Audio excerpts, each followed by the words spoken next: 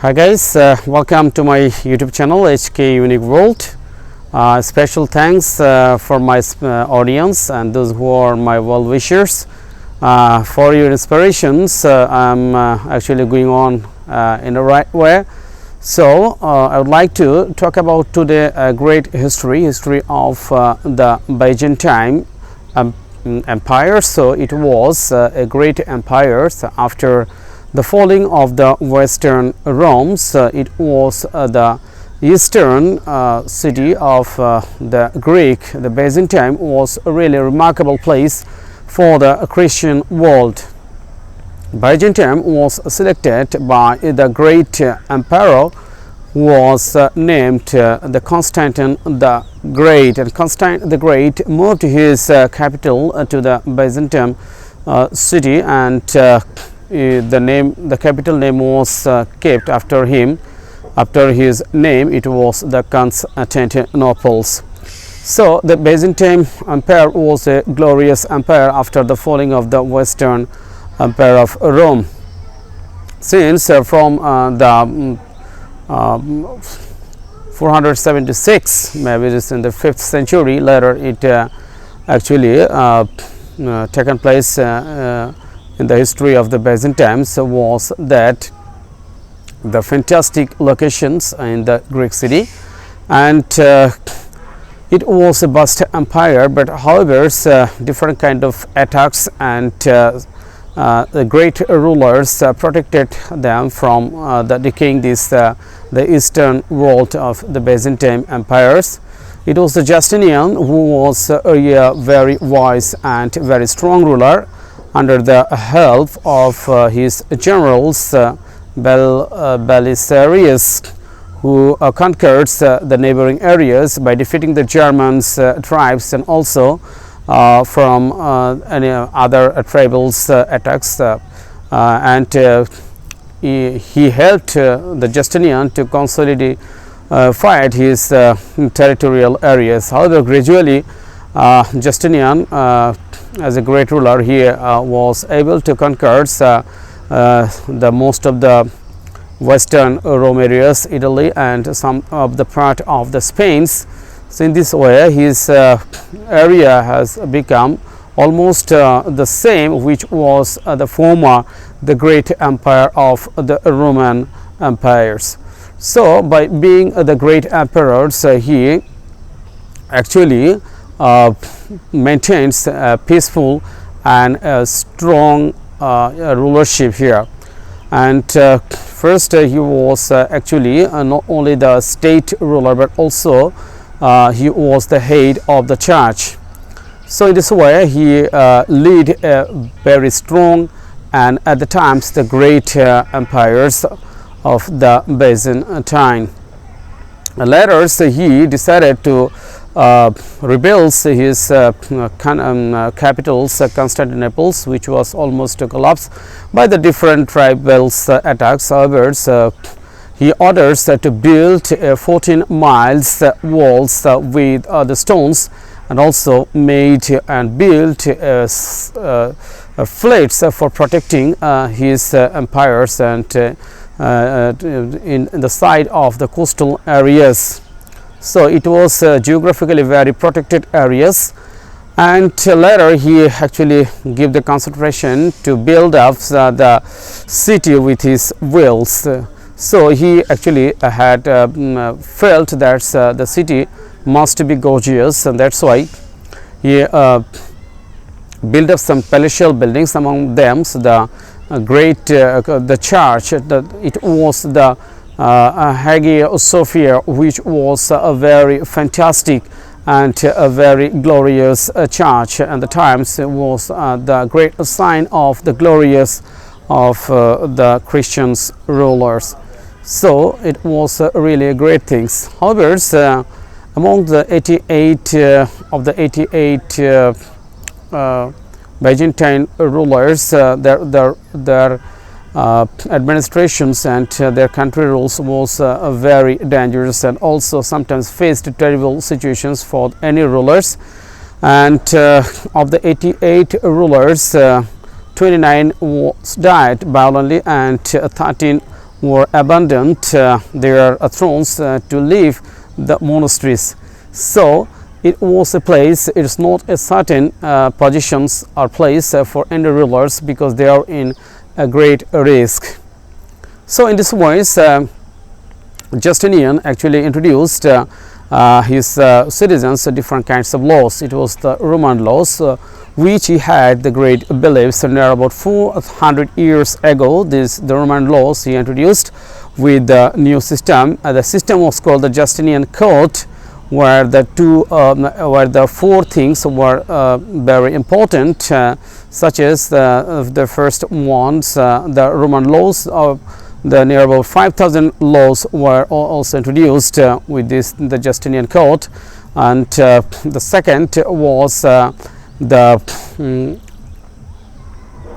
most common opinions and also the decisions of the lawmakers, and it was the institute the students were actually following this curriculums and activities, and the later was the new Roman law also was introduced.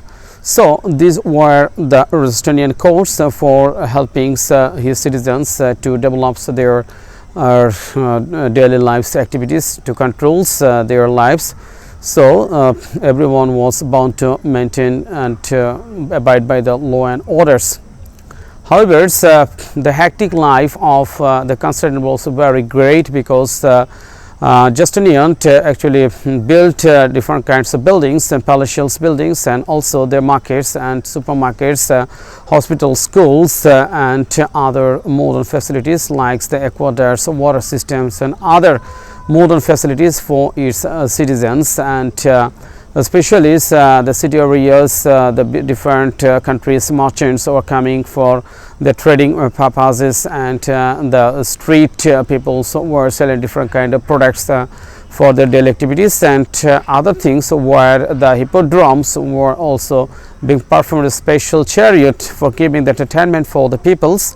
And others also, some of the peoples among although being very happy, but others were becoming very angry to the Justinians, because his rules didn't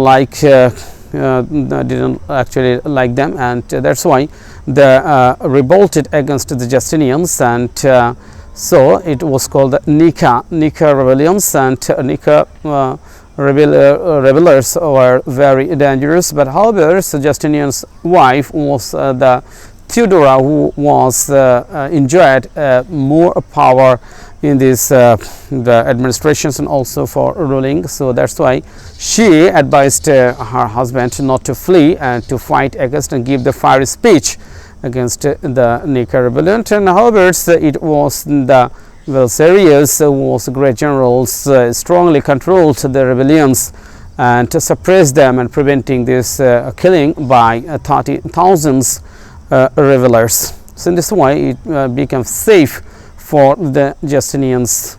However, this great empire was gradually becoming decaying due to the tribals attacks, and also attacking coming from the east and the west. However, it was also the Justinian faced terrific situations when the plague, a dangerous disease, was also spread over the Byzantine areas.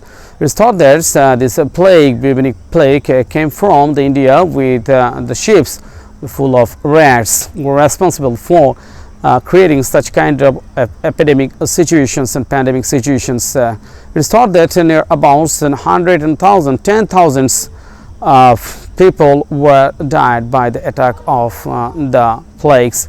So it was a very poor conditions as a ruler of the Justinian. However, after the death of the Justinians, this territory became also more weak, and it was territorial area was actually weakening and limiting its accesses, and it was limited to the Anatolias and to the sea areas. However, in their situations, most of the neighboring the tribal peoples and other countries people attacking, such as the Slavs, the Bulgars or the Bulgars, and also the Russians tried many times for capturing this the eastern Rome, and later the Safavids,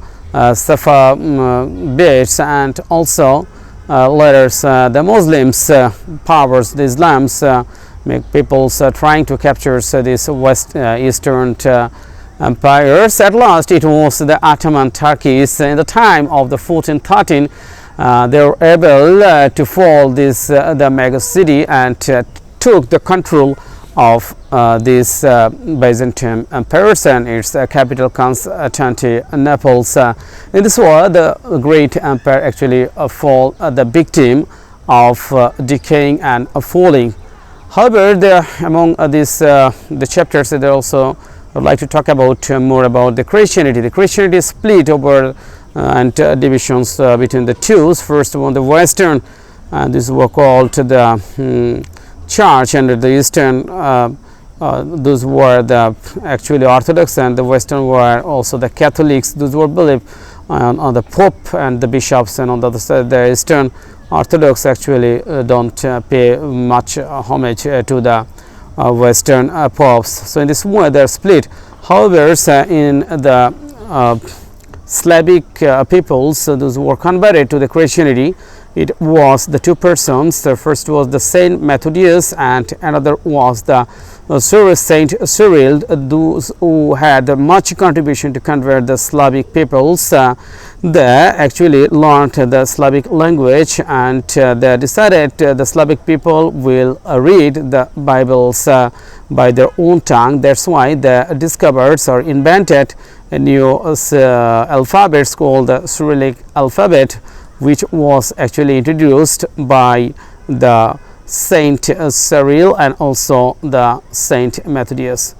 So in this ways they introduced the Bibles. However, the Russians had also much contribution for converting some the Slavic peoples or other neighboring peoples to become the Christians. So dear audience, thank you very much for today. Later I'll be discuss about the great empire of the Russia. Till then, keep well. Thank you very much for watching my videos.